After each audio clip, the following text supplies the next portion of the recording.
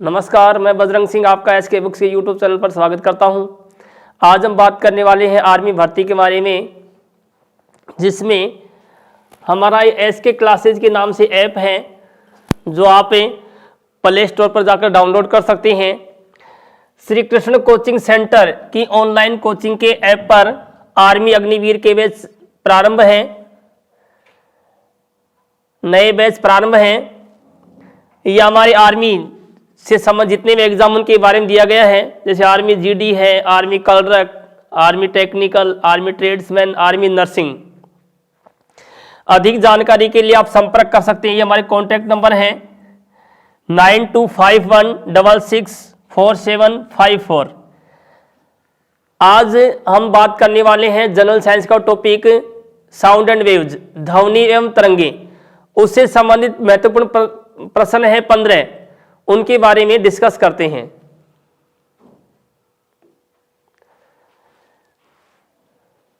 प्रश्न नंबर 1, विद्युत तरंगों को ध्वनि तरंगों में बदलता है। इलेक्ट्रिक वेव्स होती हैं, उनको साउंड वेव्स में कन्वर्ट करने वाला कौन सा यंत्र है? ऑप्शन ए डायनामो,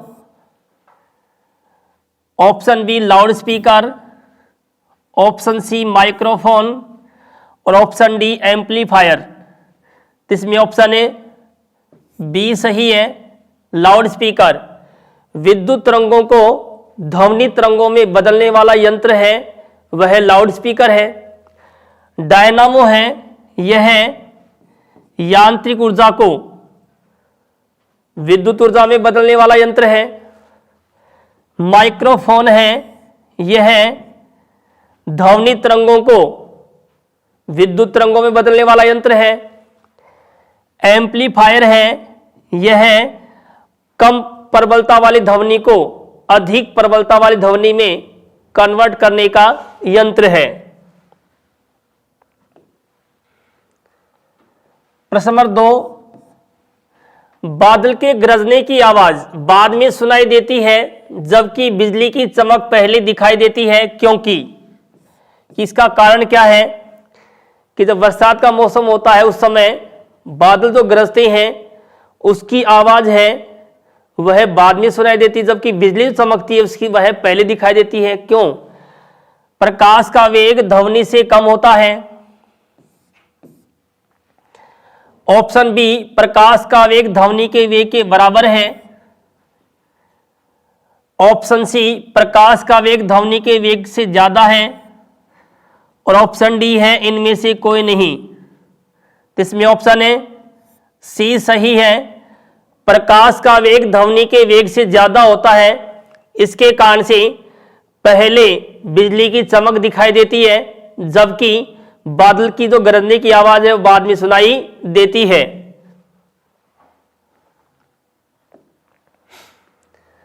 प्रश्न नंबर 3, प्रतिध्वनि के लिए कम से कम दूरी होनी चाहिए।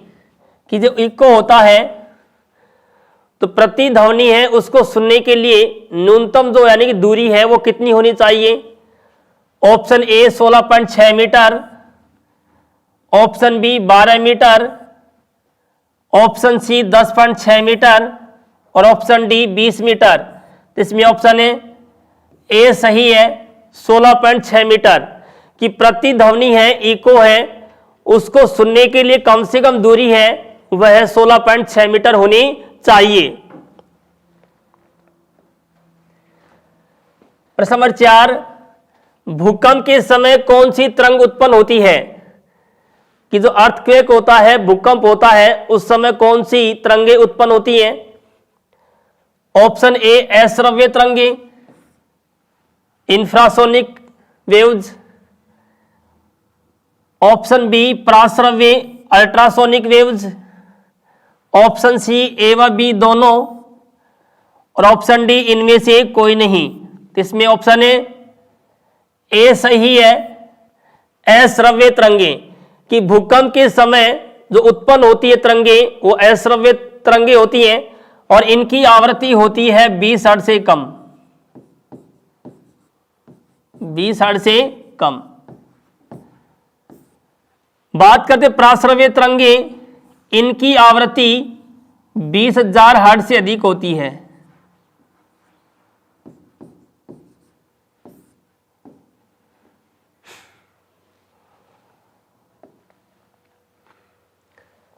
प्रश्न नंबर 5, निम्न में से कौन सा तथ्य गलत है? ऑप्शन ए, 0 डिग्री सेंटीग्रेड पर वायु में ध्वनि का वेग 332 मीटर पर सेकंड है। ऑप्शन बी, निर्वात में ध्वनि गमन नहीं कर सकती है। ऑप्शन सी, निर्वात में ध्वनि का वेग प्रकाश के वेग के बराबर होता है। ऑप्शन डी, मानक ताप पर पानी में ध्वनि का वेग 1500 मीटर पर सेकंड है। तो यहां पर तथ्य जो गलत है वह है ऑप्शन ए, सी सही है। निर्वात में ध्वनि का वेग प्रकाश के वेग के बराबर होता है, जबकि निर्वात में ध्वनि का वेग है 0 होता है, और जबकि निर्वात में प्रकाश का वेग होता है 3 × 10⁸ मीटर पर सेकंड।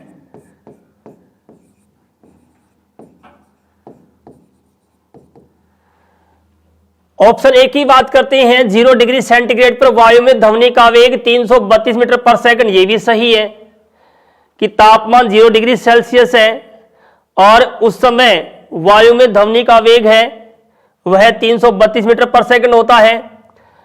ऑप्शन बी की बात करते हैं, निर्वात में ध्वनि गमन नहीं कर सकती है, यह भी सत्य कथन है कि निर्वात में ध्वनि है उसका जो वेग होता है 0 होता है और ध्वनि को गमन करने के लिए माध्यम की आवश्यकता होती है। ऑप्शन डी की बात करते हैं, मानक ताप पर पानी में ध्वनि का वेग 1500 मीटर पर सेकंड है, यह भी सही है। और जो ध्वनि का वेग है सबसे अधिक है स्टील या इस्पात के अंदर है।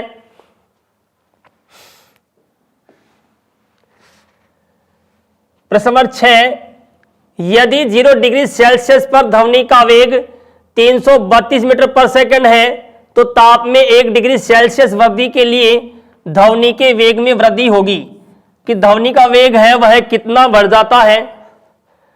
ऑप्शन ए 0.61 मीटर पर सेकंड, ऑप्शन बी 6.1 मीटर पर सेकंड, ऑप्शन सी 0.5 मीटर पर सेकंड, ऑप्शन डी 3.32 मीटर पर सेकंड। तो इसमें ऑप्शन ए सही है, 0.61 मीटर पर सेकंड, कि जब माध्यम के अंदर है तापमान 0 डिग्री सेल्सियस है उस समय ध्वनि का वेग है 332 मीटर पर सेकंड है। यदि तापमान में 1 डिग्री की वृद्धि हो जाती है तो ध्वनि का वेग है वह 0.61 मीटर पर सेकंड बढ़ जाता है।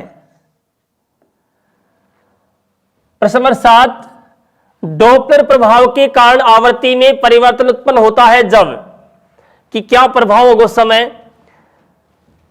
ऑप्शन ए, जब स्रोत व श्रोता समान दिशा में गतिमान हो। ऑप्शन बी, जब स्रोत व श्रोता दोनों स्थिर हो। ऑप्शन सी, जब स्रोत व श्रोता के बीच सापेक्ष गति हो। और ऑप्शन डी है जब स्रोत व श्रोता के बीच परिणाम गति हो।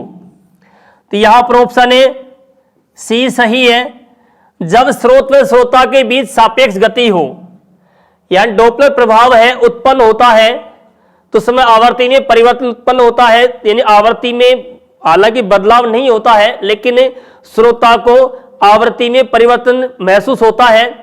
जब स्रोत व श्रोता के बीच में सापेक्ष गति होती है तो श्रोता को ध्वनि की आवृत्ति, अगर पास में आता है स्रोत तो आवृत्ति बड़ी महसूस होती है, और जब वह स्रोत है श्रोता को छोड़ के दूर जाता है तो उसे आवृत्ति घटी महसूस होती है, जबकि आवृत्ति घटती बढ़ती नहीं है। प्रश्न नंबर 8, मनुष्य द्वारा ध्वनि का श्रव्य प्रास है, कि मनुष्य है वह कितनी आवृत्ति वाली ध्वनि तरंगों को सुन सकता है। ऑप्शन ए 20 से 20,000 हर्ट्ज, ऑप्शन बी 20 हर्ट्ज से कम, ऑप्शन सी 20,000 हर्ट्ज से अधिक, ऑप्शन डी 20 से 30,000 हर्ट्ज। तो इसमें ऑप्शन ए ए सही है 20 से 20,000 हर्ट्ज कि मनुष्य का जो ध्वनि श्रव्य प्रास है वह 20 हर्ट्ज से लेकर 20,000 हर्ट्ज तक का है। 20 हर्ट्ज से कम जो ध्वनि तरंगे हैं वे कैसी हैं? अश्रव्य ध्वनि तरंगे हैं। ऑप्शन सी की बात करते हैं 20,000 हर्ट्ज से अधिक ये ध्वनि तरंगे हैं पराश्रव्य। कौन सी है? पराश्रव्य अल्ट्रासोनिक। प्रश्न नंबर 9, ध्वनि तरंगे होती हैं तो साउंड वेव्स होती हैं वे कैसी तरंगे हैं? ऑप्शन ए अनुदैर्घ्य, ऑप्शन बी अनुप्रस्थ, ऑप्शन सी ए व बी दोनों, और ऑप्शन डी इनमें से कोई नहीं। तो इसमें ऑप्शन ए सही है अनुदैर्घ्य ध्वनि तरंगे होती हैं, अनुदैर्घ्य ध्वनि तरंगे होती हैं, जबकि अनुप्रस्थ तरंगे हैं वो प्रकाश तरंगे हैं। तो प्रकाश तरंगे हैं वो कैसी हैं? अनुप्रस्थ, और ध्वनि तरंगे हैं वो कैसी हैं? अनुदैर्घ्य। प्रश्न नंबर 10, टीवी के रिमोट में कौन सी तरंगे प्रयुक्त होती हैं? कि टीवी रिमोट होता है उसके अंदर कौन सी जो वेव्स हैं वो प्रयुक्त होती हैं? ऑप्शन ए अवरक्त तरंगे, ऑप्शन बी की बात करते हैं पैराबैंगनी तरंगे, ये सूर्य से आने वाली हानिकारक किरणें होती हैं जो ओजोन परत में छिद्र हो जाने कारण से सीधी पृथ्वी पर आ जाती हैं। एक्स तरंगे हैं, इनकी खोज रोन्टजन नामक वैज्ञानिक ने की।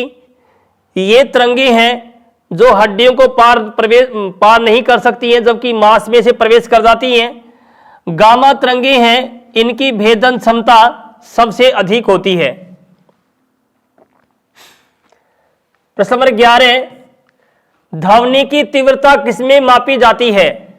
कि ध्वनि की तीव्रता है या प्रबलता है वह किसमें मापी जाती है?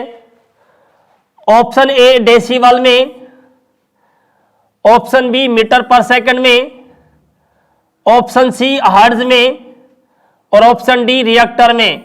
तो इसमें ऑप्शन ए सही है डेसिबल में कि ध्वनि की तीव्रता या प्रबलता है वह मापी जाती है डेसिबल में। मीटर पर सेकंड की बात करते हैं यह ध्वनि की चाल है वह मापी जाती है मीटर पर सेकंड में। हर्ट्ज की बात करते हैं आवृत्ति का एसआई मात्रक हर्ट्ज होता है। बात करते हैं ऑप्शन डी के बारे में रिएक्टर, भूकंप की तीव्रता मापी जाती है रिएक्टर में। प्रश्न नंबर 12, WHO के अनुसार कितनी प्रबलता वाली ध्वनि से व्यक्ति बहरा हो सकता है? Option A 85 decibel, option B 120 decibel, option C 150 decibel, और ऑप्शन डी 50 डेसिबल। इसमें ऑप्शन ए बी सही है 120 डेसिबल कि WHO के अनुसार, विश्व स्वास्थ्य संगठन के अनुसार 120 डेसिबल प्रबलता वाली ध्वनि से व्यक्ति बहरा हो सकता है। 85 डेसिबल ध्वनि है मनुष्य के लिए हानिकारक होती है। 150 डेसिबल की ध्वनि से व्यक्ति पागल हो सकता है, और 50 डेसिबल की ध्वनि है मनुष्य के लिए उपयुक्त मानी जाती है। बातचीत करने में जो प्रबलता होती है ध्वनि की वह 50 डेसिबल होती है। प्रश्न नंबर 13, हवा में दाब बढ़ाने पर ध्वनि की चाल पर क्या प्रभाव होगा? कि दाब बढ़ने पर ध्वनि की जो चाल है उस पर प्रभाव क्या होगा? घटेगी या बढ़ेगी या अपरिवर्तित रहेगी? ऑप्शन ए बढ़ेगी, ऑप्शन बी घटेगी, ऑप्शन सी अपरिवर्तित, और ऑप्शन डी है इनमें से कोई नहीं। तो ऑप्शन इसमें सी सही है अपरिवर्तित। हवा में दाब बढ़ाने पर ध्वनि की चाल है अपरिवर्तित रहती है, ध्वनि की चाल पर कोई प्रभाव नहीं होता है। और यदि हवा में ताप या आर्द्रता बढ़ने पर ध्वनि की चाल है बढ़ जाती है। क्वेश्चन नंबर 14, आवृत्ति का एसआई मात्रक है कि फ्रीक्वेंसी होती है, उसका एसआई मात्रक क्या है? तो पहली बात करते हैं आवृत्ति के बारे में। प्रति सेकंड उत्पन्न कंपनों की संख्या आवृत्ति कहलाती है। तो यहां पर आवृत्ति का एसआई मात्रक क्या है? Option A hertz, option B metre, option C स्वरमापी और ऑप्शन डी फुट। इसमें ऑप्शन ए सही है, हर्ट्ज की आवृत्ति का एसआई मात्रक हर्ट्ज होता है। मीटर है, यह दूरी का मात्रक है। प्रश्न नंबर 15, पराश्रव्य ध्वनि तरंगों के दैनिक जीवन में उपयोग है कि अल्ट्रासोनिक जो वेव्स होती हैं इनका दैनिक जीवन में उपयोग कहां किया जाता है? ऑप्शन ए सोनोग्राफी में, ऑप्शन बी घड़ी मरम्मत में, ऑप्शन सी महंगे वस्त्रों की सफाई में और ऑप्शन डी उपरोक्त सभी। तो जो पराश्रव्य ध्वनि तरंगें होती हैं उनका दैनिक जीवन में उपयोग क्या है? तो ऑप्शन इसमें डी सही है, उपरोक्त सभी।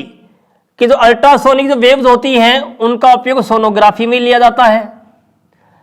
घड़ी मरम्मत, घड़ी साज के द्वारा जो उपयोग में ली जाती है ध्वनि तरंगें वे अल्ट्रासोनिक होती हैं, और महंगे जो वस्त्र होते हैं उनकी सफाई करने में भी अल्ट्रासोनिक या पराश्रव्य ध्वनि तरंगों का उपयोग किया जाता है। ये हमारी एसके बुक से जनरल साइंस की, जिसमें आर्मी कलरक के अंतर्गत जेडी कलरक, टेक्निकल, ट्रेड्समैन व महिला सेना पुलिस और आर्मी नर्सिंग, वेटनरी सहायक व टेरिटोरियल की भर्ती परीक्षाओं के लिए बुक है ये।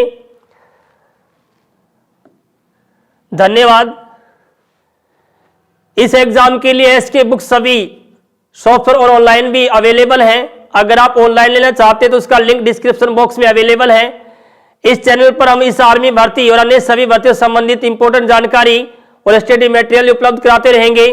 तो इस वीडियो को लाइक कीजिए, चैनल को सब्सक्राइब कीजिए और अपने दोस्तों के साथ शेयर भी कीजिए। मिलते हैं अगले वीडियो में। जय हिंद, जय भारत।